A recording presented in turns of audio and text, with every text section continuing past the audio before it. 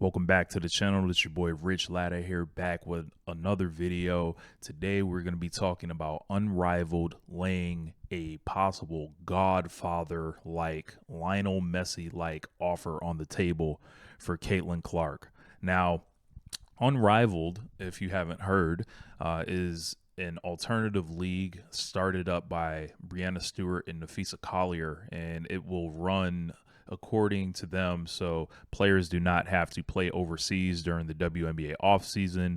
It's supposed to go from like January to March, I believe. In some private conversations with friends, we kind of determined that Unrivaled, the timing is a little too fishy for it to be just of an altruistic nature. I feel like a lot of this has to do with the CBA expiring, and this is definitely a pivot to prepare ahead of time to supplement so they don't have to fold quickly to the WNBA and league ownership.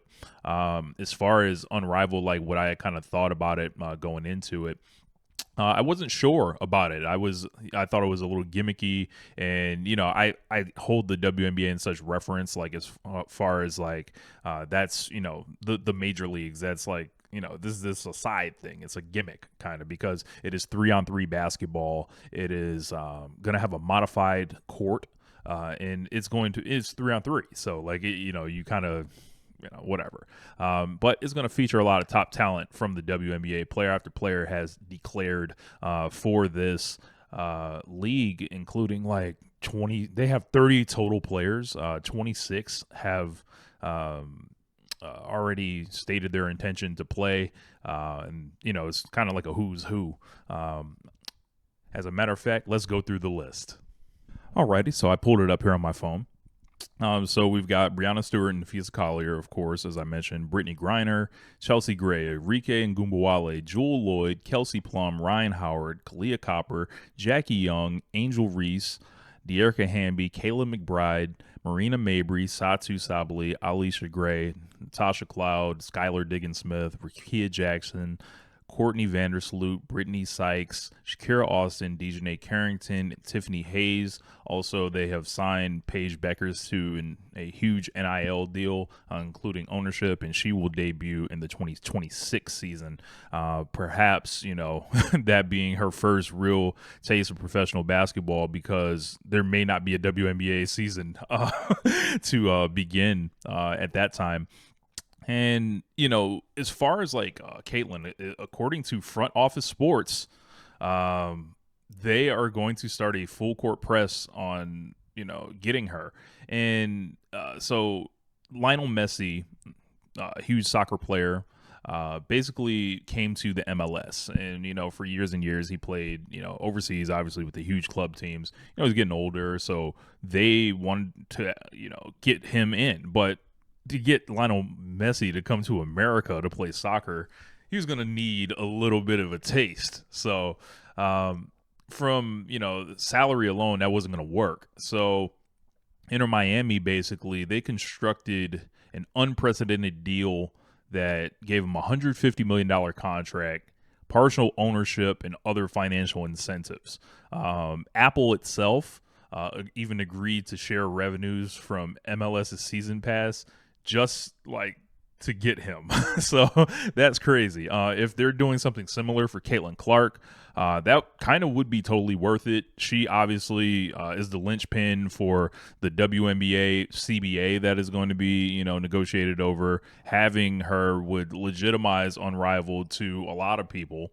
And while they're not going to offer her $150 million, like they could start with $1 million, it sounds like. And for less than 3 months, that's gigantic, especially in women's basketball. Like Unrivaled already touts itself as having the highest average salary for women athletes, in the world. So, of course, she'll get equity, revenue sharing, blah, blah, blah. Another aspect of Unrivaled, which has boosted its profile in my eyes, is the television deal they announced with TNT Sports. Now, I didn't hear about numbers as far as what they may be getting per year, but I believe it was a 6-year deal. And with TNT Sports, that's a huge platform. You can use TNT and tie that into Warner Brothers Discovery with Max. You can do True TV. you have several different platforms, and you have the potential for growth there because TNT is going to be losing the NBA to NBC going forward. So, good on Unrivaled to get the jump on that before the WNBA itself could do that. Caitlyn doesn't really need the money. She is already, rolling in it pretty much with her deals from Nike and her various sponsorships. She signed to the same agency that represents Derek Jeter as well as the Manning brothers. So she's running it up. She's got Nike, State Farm, Gatorade, Wilson, Bose, Buick, just all the money flowing in the world of Caitlin Clark. There's something interesting to note kind of about the salary from the column that I'm looking at. It says the six-figure base salary will be outside of their equity stakes, but players and agents have been told up front that the league will not take a one-size-fit-all approach towards compensation. Instead, players will be paid on a sliding scale. The bigger their stardom, the bigger their social media following, the more the players will earn. So when you think about that, who's really set to, run it up more than her, as far as, someone that draws massive TV ratings, huge social media following, anything Caitlin Clark is moving out here. So there's going to be 6 teams in the league, 30 players, presumably. So, at this point, I think it would be good for Caitlyn to play in the league. I think it would go a long way for her standing inside the fraternity, at least. It would give, fans like me and you a chance to see her play some more. I do have some concerns about Unrivaled in the play style in the league. I actually want to hold an Unrivaled draft on the channel. Once they get that 30 out there, I want to do a draft and see what the best possible teams would be. But as far as, I think she'll kill on offense for sure, but she's going to have to step up and guard people. As far as the expanded court size, that's, the big selling point there. So they're going to be a free-flowing game. So, Caitlyn's game offensively, as far as, whoever's on her team, they are going to eat. She is going to be a demon in the open court. She's going to be pulling up from the parking lot. She's going to be this is made for her. We already saw what she did to the WNBA, and that is a very slow-paced game at times, aside from select teams like the Dallas Wings or when they'll run with, the Atlanta Dream or something like that. So the league is set to begin in Miami in January of 2025. The season's going to be 8 weeks, and I think they're going to try to get one of these games in Iowa. So if she signs on, I think it would be a massive look for Unrivaled. What do you think? Should Caitlin Clark play in Unrivaled? Is it something that you would be interested in? Because it's not, the Indiana Fever. This is a whole different thing. We don't even know, is it going to be more than 3 players on a team? Is it just 3 players? I guess you can figure out the math. I haven't really thought about it, but like always, the straw that stirs the drink is Caitlin Clark. Don't let anyone tell you any differently.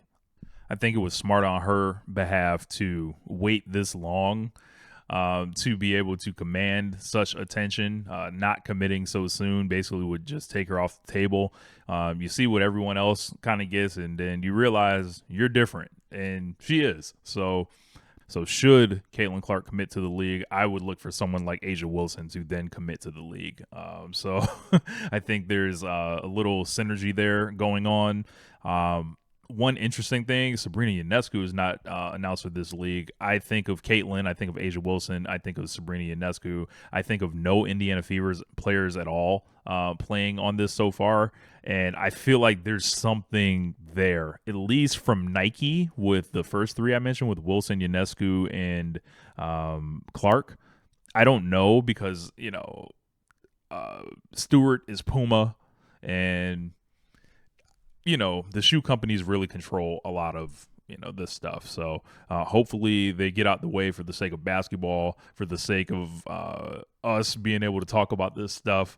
And, Why not? Like, it's such an adversarial approach to say I don't want Caitlin to play. Nah, man, I want to see her play as much as possible. I can't get enough. So as long as there's no potential really for injury, the courts are of great quality. She's not playing. They don't have her playing in bad standards or anything like that. So I think it's a great way to obviously stay in tip top shape. She doesn't need 8 months off. Like, that's fine. I know she played for a year straight, but someone like that, she's a soccer player. She doesn't get tired. So anyway, leave a comment below, like this video, and I'll holler at y'all next time. What do you think? Peace.